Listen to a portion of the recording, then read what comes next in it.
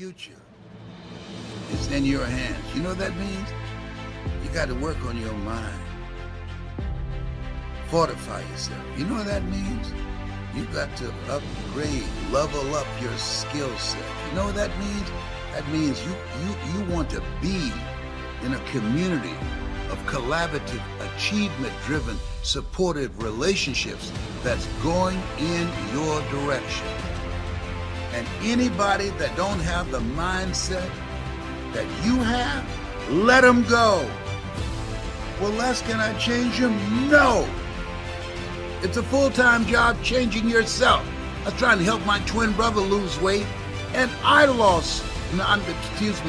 gained 25 pounds. I gained 25 pounds trying to help my brother lose weight. Because when you speak and talk to people, you dilute your energy. A person who's not willing to help themselves, you can't help them. Patrick Douglas said it best. He said, why help a man stand on his feet if he doesn't have enough gumption to lock his knees? When you let him go, his head will hit the pavement. Whoa, come on.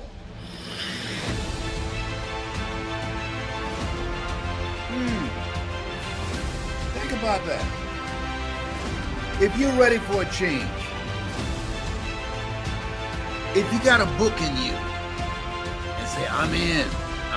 My compilation book is going to be called The Hungry Ones. I want your story, The Hungry Ones. And then I'm going to do a speaking summit with the hungry ones. I'm going to teach you how to tell your signature story, the hungry ones. I'm going to teach you how to make money with your story, the hungry ones. I'm going to teach you how to become a national and global voice. Yeah. How I did it. And it's easier now. It's like taking cake from a baby. It's easier because of this computer. 2007, the Time magazine said the computer was the person of the year. Why? Because you can create a global business with your phone or your computer. You can learn anything on here. And now the majority of money that's being generated in the economy is done at a computer. Going from brick and mortar to click and order. Listen what, and remember what Maya Angelou said. She said there's nothing as painful as an untold story buried in your soul. Go to hungrytospeak.com. hungrytospeak.com. You got something that's just been staying in your face. It's been keeping you up at night. hungrytospeak.com. When you hear me speak, you know I'm talking to you. You know I'm coming for you. There's something in you that wants to be birthed. The water has broken. There's something in you that's ready to come out. You know it. You know it. Stop playing around. Stop procrastinating. Only put things off for tomorrow that you don't mind dying in you today. You deserve to be happy. You got some good stuff in you. You're supposed to evolve, not be the same way. We've been trained to be who we were not to be. When everybody's out there making mistakes, when everybody's out there not being responsible, are you going to be the one to be responsible?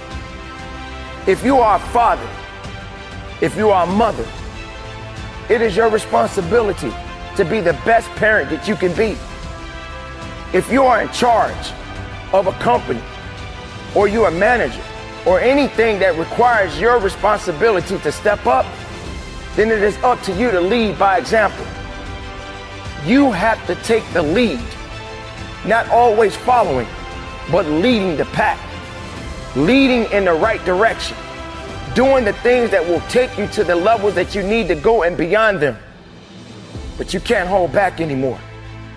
And you can't say I'm sorry all the time, because your sorry just ain't gonna cut it. Step up to the plate and be responsible. Step up to the plate and do what's necessary. Step up to the plate and do all the things that is required, and then we can talk.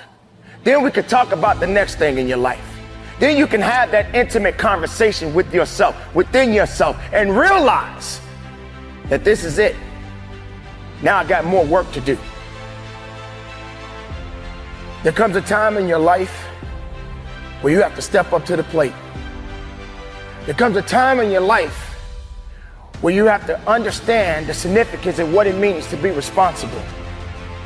To have the responsibility to understand that you have to take full control of your actions. Now, many people tend to wait and not get themselves in a position to where they need to be and to be accountable for what they do in their lives. Being responsible, taking full action of everything you do in your life depends on you. Well, let me tell you something I know for sure. If you want to be successful and happy in this life, you got to have God in your life. You have to include God in your life. Now listen to this. I'm a perfect example of this fact. You ain't got to be perfect to have God in your life, because you're not perfect no way. You quit going down to these churches preaching perfection, because there ain't none. I get so amazed at people who come see me, and then I had this one lady sitting up in the audience just with her arms for. I said, ma'am, you're not having a good time. She said, as a matter of fact, I'm not. I said, what's wrong? She said, I'm really disappointed. I said, how so? She said, I thought you were a Christian. I said, I am a Christian. She said, but I've heard you use profanity several times. Okay. I'm a cussing Christian. I don't understand how that stops me from doing it. I have flaws because I'm a human. Because you might not cuss, but you do something.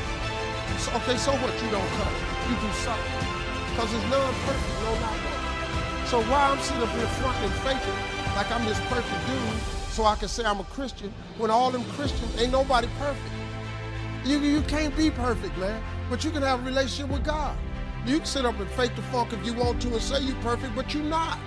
You're not. Everybody in this room is broken. All us is broken. That's what you need God for, because we all broken. Everybody, I don't care who you are. And it ain't no you more broken than somebody else. You broken. What difference do it make? Somebody told me one time, if it's 3 people on a boat and a person dive off the boat to swim to shore, and he get 100 yards away from the boat, and he drowned and sink. Then the next person dive in the water, and he get 500 yards off the boat, but he drowned and sink. And the last man get off the boat, and he dive in the water, and he gets 6 feet away from shore, and he drowned, and he died. Who the better swimmer? Who the better swimmer? Y'all all drown. I don't care how far you go. You can sit up here, man, you can keep talking this perfection thing as you want. You get as close as you want. We all gonna come short when it comes to perfection. Look, form a relationship with God just the way you are.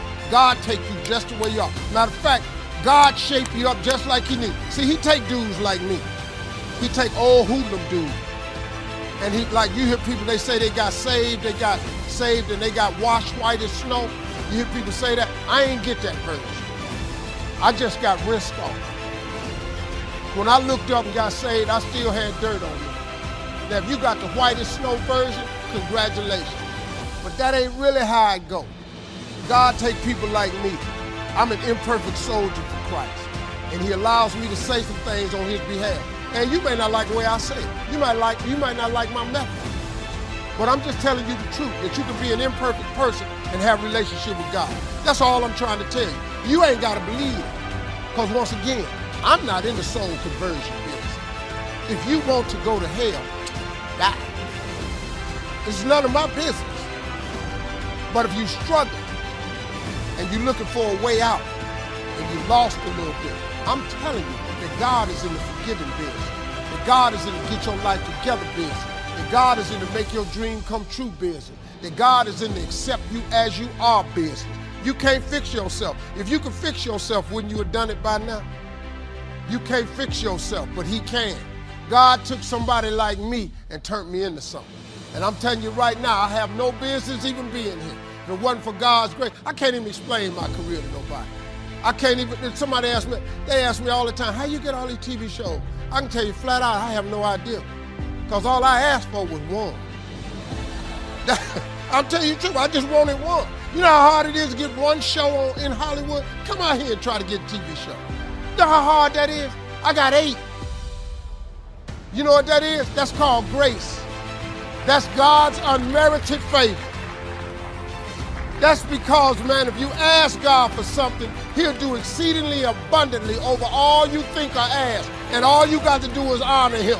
So I'm standing here honoring him. And the reason I'm standing here, because when I was homeless and I had nothing, I told God, if you let me make it, when I get there, I'm going to tell everybody about you. So I'm telling you about it. You ain't got to believe me, but I'm holding up my end of the deal. I appreciate y'all coming.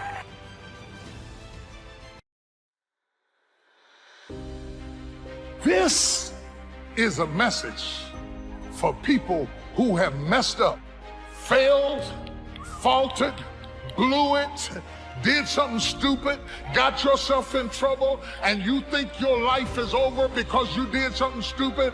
No. Your life is not over. Yes, they're gonna talk about you. Yes, they're gonna bring up your past. Yes, there's gonna be a chatter. Yes, there's gonna be a threat over your head. But nothing that the enemy is chattering about has put out your fire. Oh my God. Do not be misled. Bad company corrupts good character. You don't have a shortage of talent. You don't have a shortage of gifting. Your problem is you have corrupted character.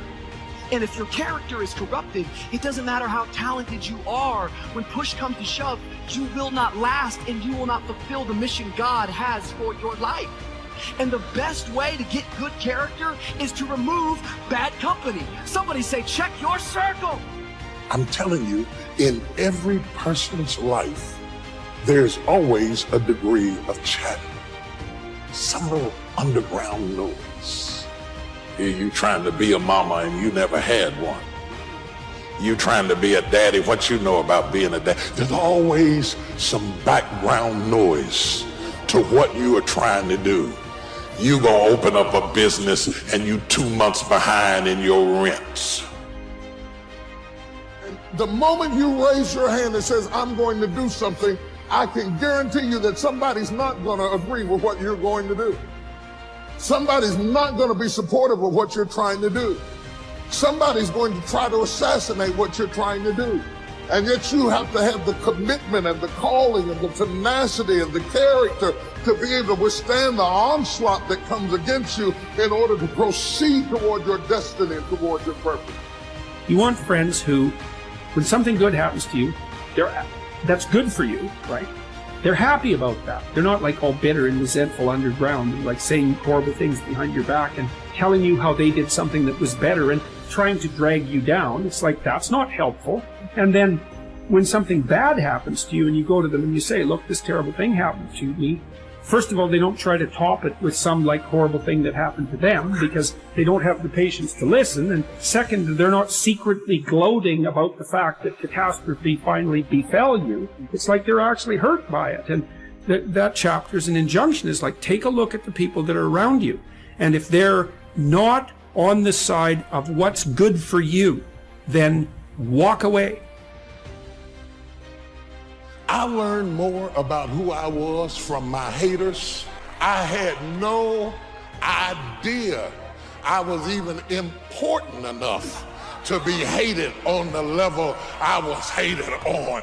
I couldn't even defend myself because I was shocked that you cared enough to write anything about me.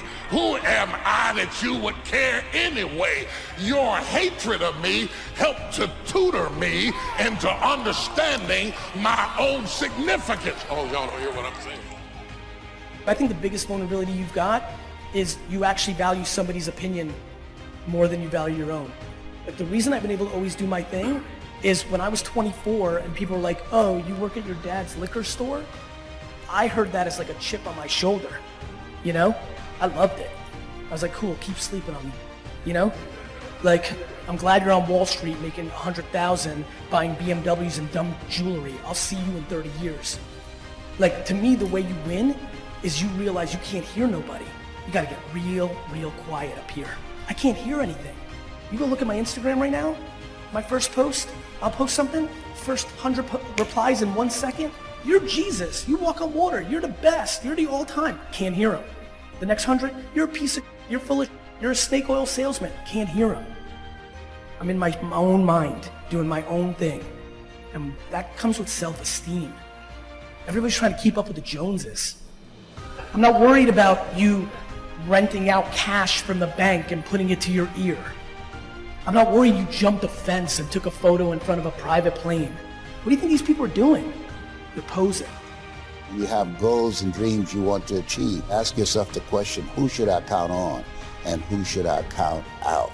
And so many people never achieve their goals because they have too many toxic, negative, energy draining people in their lives.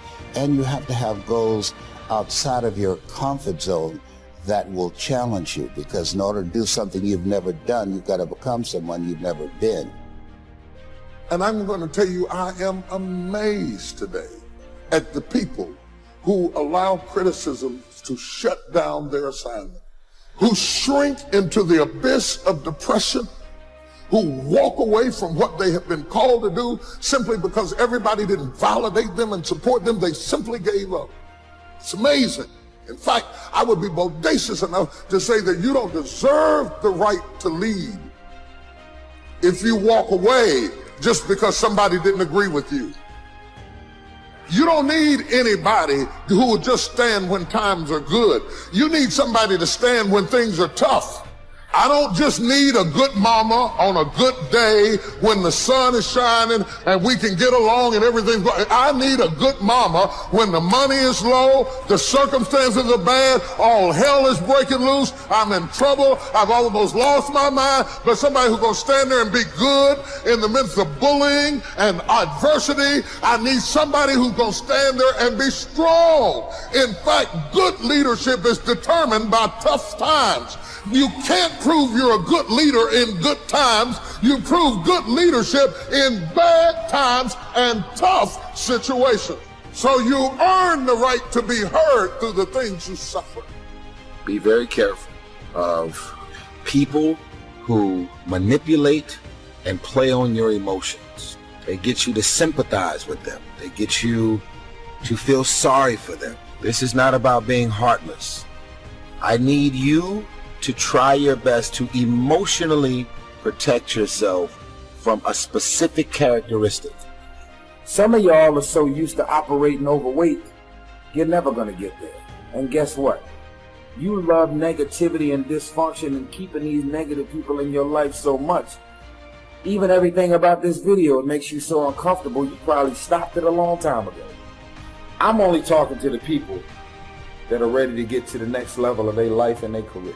And they're gonna boldly walk into the next season of their life, unapologetically getting rid of all things, people, and situations that no longer belong in their life. You run around with losers, you will end up a loser. Unconsciously, you will pick up their ways, you will pick up their habits, you'll pick up, most importantly, their attitude about life. If you're around cynical, negative people all the time, you will become cynical and negative. Align yourself with people that can encourage you, people that can empower you, people that you can learn from, people that you can grow from. That's very important. You're rich before you got the money. You're educated before you got the degree. You're a leader before you get the job. You're a visionary before you become a CEO. You're a wife before you get married. You're a husband before you find a woman. If you're not that before, you won't be out. So you have to go through a period of displacement where you have vision to function on a level and don't have opportunity, which creates frustration. Because you say, I feel this with everything I got inside of me, but nothing outside has acknowledged me on the level that I think on. I'm under attack, but I'm still on fire. I got some chatter, but I'm still on fire. I got some threat, but I'm still on fire. I've been to hell and back, but I'm still burning. Last time I tried it, I got in trouble, but I'm still burning. I got some haters that's trying to destroy me, but I'm still burning. Does anybody understand the words that are coming out of my mouth? You want to align yourself with people who think like you, people who dream like you, people who want more out of life, people that are stretching and searching and seeking some higher ground in life, as opposed to the majority of people. Somebody said, always strive to get on top in life because it's the bottom that's overcrowded. You see, you don't want to be on the bottom. See, it's easy to be on the bottom. It doesn't take any effort to be a loser. It doesn't take any motivation, any drive in order to stay down there on a low level. But it calls on everything in you, ladies and gentlemen. You have to harness your will to say, I'm going to challenge myself. Sometimes I have to pull myself out of bed and say, come on, Les. Things I know I should do, I don't do. Things I shouldn't do, I do. I found that the biggest enemy you have to deal with is yourself. There's an old African proverb that says, if there's no enemy within, the enemy outside can do us no harm. Beware of vision, dream, and passion killers. Most of the people that have no dreams will wake up every day trying to talk you out of your dreams. They have no goals. They have nothing that they're ambitious about. So they will talk you out of all the shit that you're excited about. Family and friends, in most cases, sad to even say this, family and friends in most cases will be the first to try and talk you out of something that you're passionate, excited about, and that you have a vision for. You can't try to help me by talking about me. It's totally different to talk to the person as opposed to talking about them. But all of us live in a world that we have to deal with criticism. And even amongst those who criticize us with evil intent, there may be something that you can learn from the criticism that will sharpen you and make you better. There are those people who say things maliciously and angrily to hurt, to assassinate you or your character or your talent or your ability. And even though their intentions are evil and wicked and corrupt, there may be some morsel of truth in what they said that helps you to hone yourself and prepare yourself and make yourself better so that you might be able to stand. Take what's good, leave what's bad, and keep on walking. When you are criticized, you are not ignored. That means that somebody noticed you, that you were doing something, that you attracted enough attention, that you made enough difference, that you got on the radar screen enough that they're talking about you. Don't run from them talking about you. They noticed you. They recognized you. There are some people that they're not talking about because they didn't even notice that they came in the room. You draw attention. And people who draw attention will also draw criticism. And the only way to avoid all criticism is to do nothing and then be ignored. What we really want is not just success, we want fulfillment.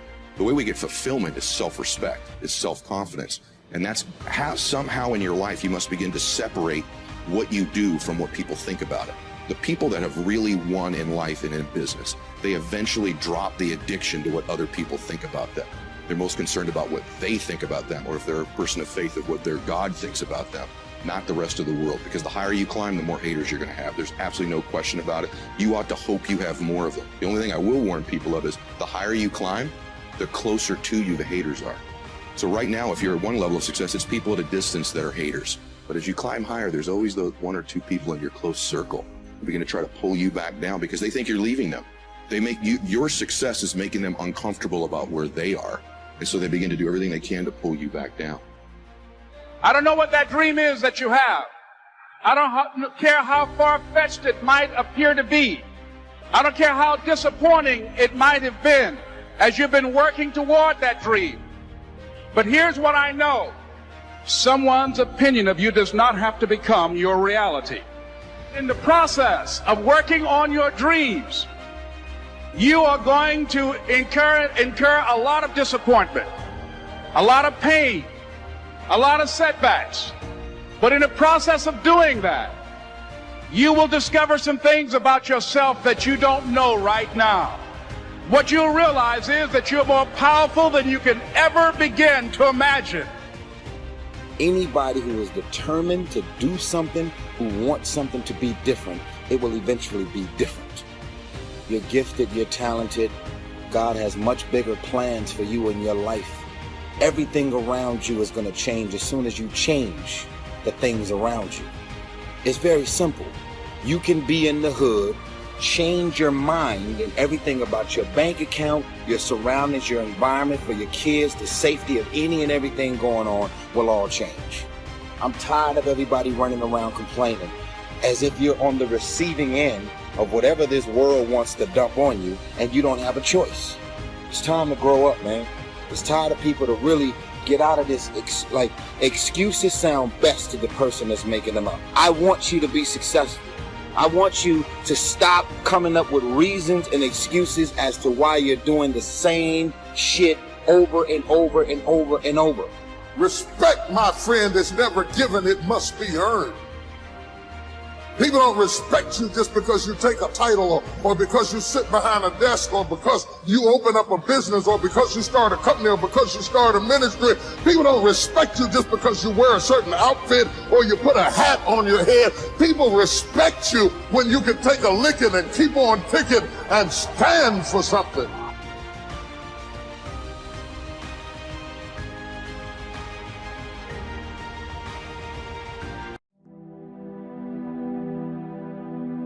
You gotta go, man. You just have to go. Never wait on the right time, because the right time ain't ever coming. Beast mode, it's a lifestyle that becomes your nature. We all know these people who spend the whole year doing nothing, sitting still.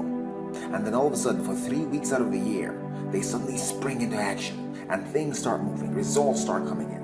And right when you think you might be looking at a different person, they go right back to where they were 3 weeks before and stay there for another year. These are the New Year resolution Beachbody people. These are the people who want to lose the weight. They talk about losing the weight, buy the gear to lose the weight, get a membership, get into position to lose the weight, but quit because training is at 5:30 in the morning. Everybody wants to be a millionaire. Everybody wants to be the top of the top until it's time to do what Phenomenal does.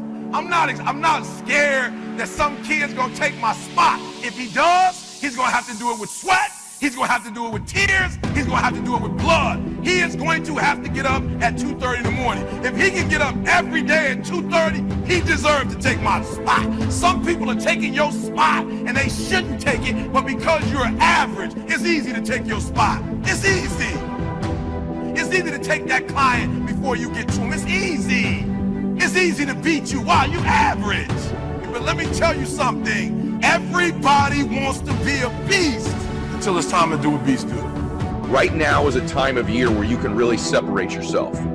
You can separate yourself from other people, your competition, but you can also separate yourself from where you are, from the standards you've set. You can separate yourself from your current position to a new position in your relationships, your money, your body, your business. If somebody's ahead of you, it's difficult to catch them when they're at full speed. It just is. It's difficult. They're in front of you. They're running full speed. You're chasing them down. It's difficult to catch at those times. But where you do catch people is during what I call separation seasons.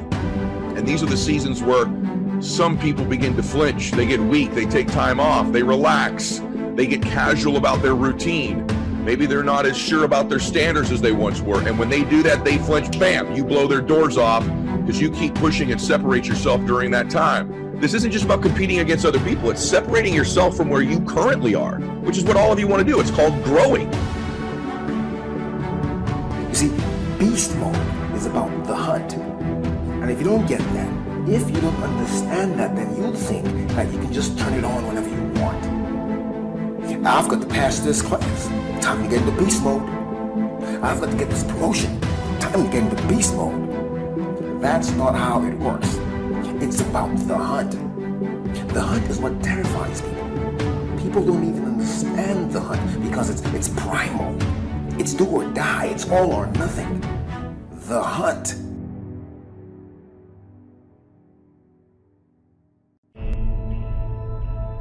Why is it you can give someone everything?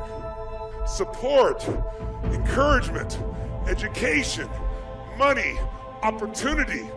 And the people you give the most to sometimes spend their life going in and out of rehab their whole life. And then you see people that life is just kicked in the teeth. People have been through any form of abuse, mental, emotional, physical, any. People that had no opportunity, who somehow developed the one factor that will separate you from all those people that talk a good game and make you one of the few who do. It's called hunger. See, if you look at Sir Richard Branson, a good friend of mine, Richard, this guy's as hungry today as when he was 16 years old, starting Virgin in a crypt there in England. In his late 60s, he's got the same drive. The most important conversation is the one you have with yourself.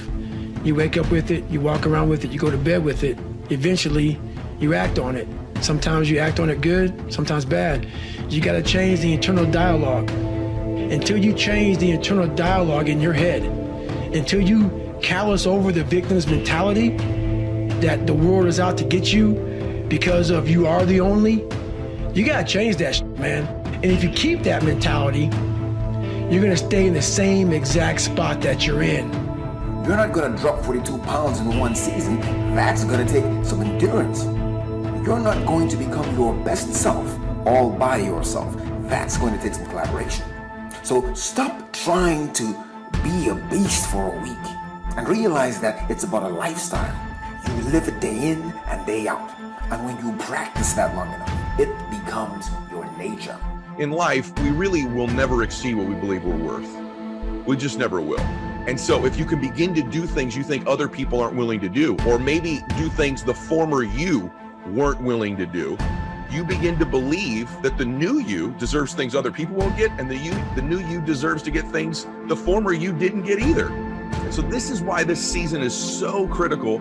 And I've stacked up maybe 30 straight separation seasons. There's other ones. There's summertime, right? There's times like that. But right now is the big one. You all know what I'm talking about, right? Everyone gets kind of casual. Everyone slows down. And one day turns into 3 days, turns into 4 days. You know, Christmas is a holiday. It's not a holimonth. New Year's Eve is a holiday, not a holomonth or a holoweek. But people keep taking these holoweeks and holomonths this time of year, and it's when you get them. It's when you get the former you.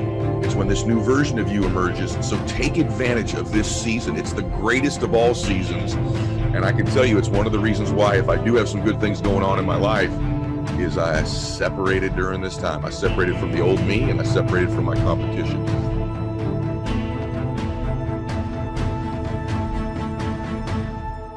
It takes both emotion and logic for you to reach your maximum potential, to really give everything you have and go beyond your limits. So when it doesn't make sense, logical sense to go on, that's when you got to use your emotion. That's when you got to use that anger, that frustration, that fear to push yourself harder, to push yourself to say, I don't stop. So you fight the weak emotions with the power of logic, and you fight the weakness of logic with the power of emotions. And in the balance of those two, that's where you find the strength and the tenacity and the guts to say to yourself, I don't stop. It's a dogfight of skills and talents and luck and faith and circumstance and blessing and all that stuff. But just to get to the table, to get into the room, you have to believe you deserve to be there. The hard work part plays into shifting your identity. That over time, not even that long a period of time, when you're doing the things others are unwilling to do, you begin quietly to begin to believe that, oh, I deserve to be rewarded in ways these other people aren't going to be rewarded because I'm doing the things others won't do. And so the fastest way to change your identity, to change our belief, is just to flat get to work, to flat get there earlier, to flat leave later, to just make more calls, see more people, be more relentless, just pour ourselves into the work, because actually the hard work can in reverse impact our identity.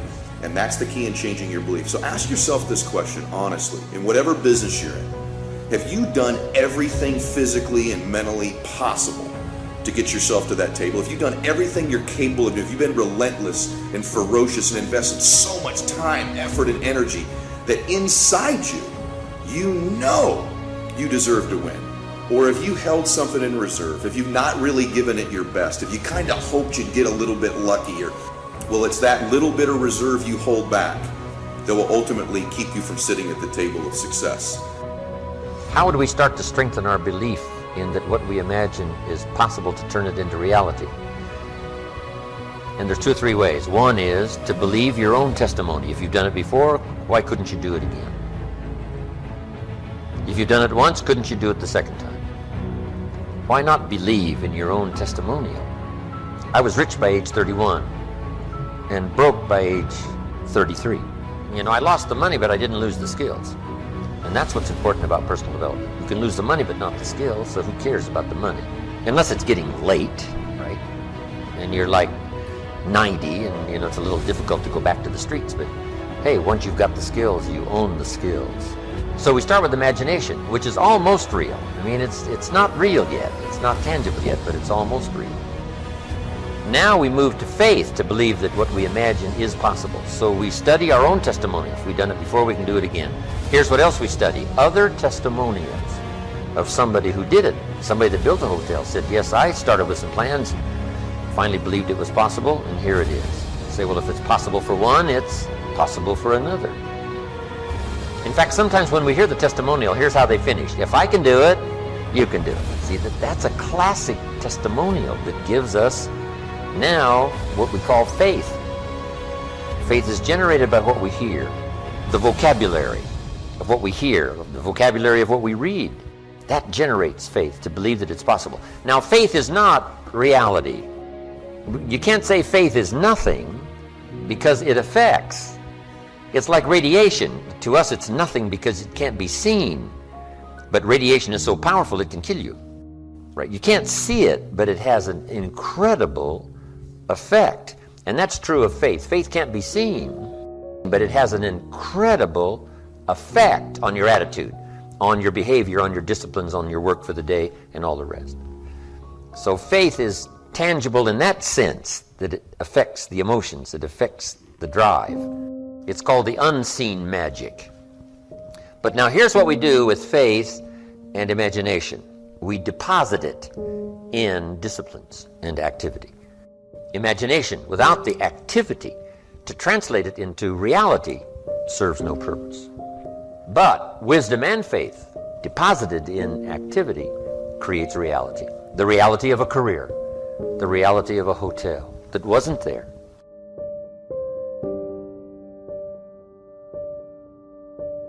See, if you wake up every day and you say you're not a morning person, you're doing a serious disservice to yourself.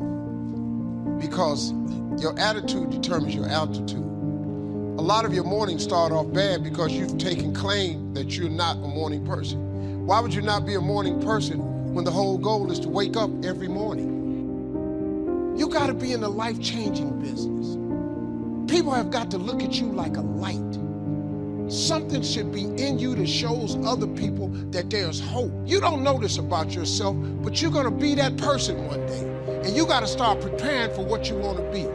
At least let God know you're glad you're alive. If you don't let nobody else, you don't know it, but you're gonna be a light one day. And people gonna look to you for that light.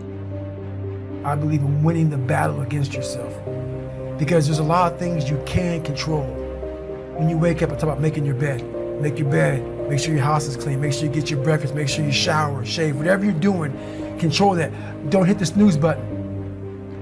All these things are very important. That's been told a lot of times. Why don't you hit the snooze button? Because you wake up already failing. You're already behind the power curve. So what happens when you hit the snooze button? You may not make your bed. You may not pick the right clothes out in the morning time.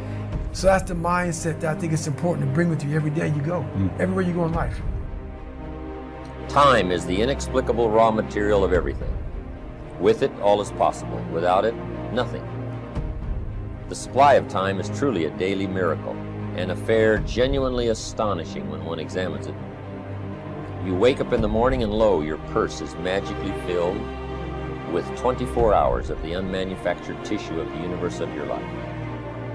It is yours. It is the most precious of possessions. No one can take it from you. It is unstealable. and no one receives either more or less than you receive. In the realm of time, there is no aristocracy of wealth and no aristocracy of intellect. Genius is never rewarded by even an extra hour a day. And there is no punishment. Waste your infinitely previous commodity as much as you will, and the supply will never be withheld from you. You cannot waste tomorrow. It is kept for you. You cannot waste the next hour. It is kept for you. I have said the affair was a genuine miracle. Is it not? You have to live on this 24 hours of daily time. Out of it, you have to spend health, pleasure, money, content, respect, and the evolution of your immortal soul. Its right use, its most effective use, is a matter of the highest urgency and of the most thrilling actuality. All depends on that. Your happiness, the elusive prize that you are all clutching for, my friends, depends on that. How do you have time for anything? How do you have time to dink around on Facebook? How do you have time to watch hours and hours of TV? How do you have time to do anything? It's simply because that's where you put the priority. So don't tell yourself you don't have time. Just say it's not important. And maybe it isn't, and that's okay. But if it is, make the time to get it done. If you do what is easy, your life will be hard.